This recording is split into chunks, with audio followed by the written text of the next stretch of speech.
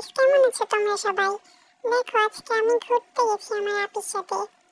আমার আপিটা বারবার এসে এসে শুধু আমার হাতটা ধরছে। আমি এত বলছি আমার হাত ধরো না। এই আপি, ছাড়ো আমার হাত, ছাড়ো। আমাকে ধরবা না তুমি, যাও।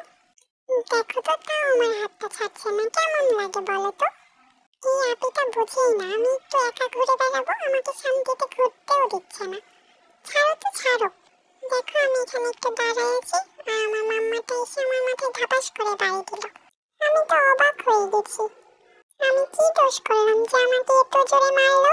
আর থাকবোই না আমি এদের সাথে। তাই আমি একটু চলে যাচ্ছিলাম অন্যদিকে, আবার আমার আপিটা আমাকে যেয়ে ধরছে।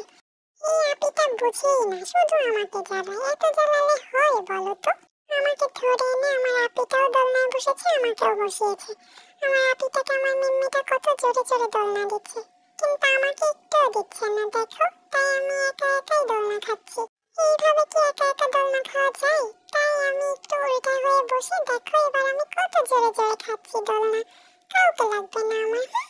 আমি এখানে বসে কত মজা করে একা একা দোলনা খাচ্ছি, আর ওরা ভাবছে আমি নাকি এখান থেকে পড়ে যাব। তাই দেখো, আমাকে তুলে এনে কোন একটা দোলনায় বসিয়ে দিল। আমার সাথে এরকম করলে কেমন লাগে বলো তো? তাই আমি আমার মিম্মিকে বললাম একটু সুড়সুড়ি খাবো। দেখো আমার মিম্মিটা কিভাবে আমাকে ছেড়ে দিল। এইভাবে শুয়ে শুয়ে কেউ সুড়সুড়ি খায়?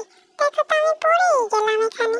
দেখো, এখানে আমার আপিটাকে আমার মাম্মা কি সুন্দর ধরে ধরে দোলনা খাওয়াচ্ছে, আর এখানে আমাকে একাই বসিয়ে রেখেছে।